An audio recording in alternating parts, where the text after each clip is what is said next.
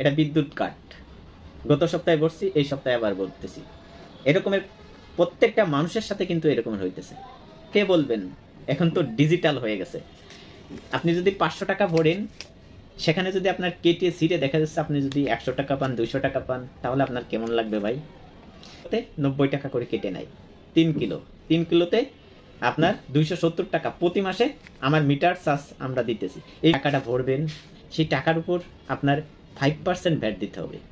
আপনি আজকে ভরছেন, কালকে ভরবেন, তাহলেও কিন্তু আপনার এই টাকার উপর 5% ভ্যাট দিতে হবে। আপনি যদি 500 টাকা ভরেন বা 100 টাকা ভরেন, তাহলে 5%-এ 5 টাকা এই ভ্যাটটা কিন্তু আপনাকে দিতেছে। আপনার টাকা কিন্তু আপনি বিদ্যুৎ কাটে ভরতেছেন, কিন্তু আপনাকে কিন্তু ভ্যাট দিতে হইতেছে। আপনার যে সময় মিটার দিছে, মিটারের টাকার সাথে সাথে ক্যাশ টাকাতে মিটার আনা উচিত ছিল।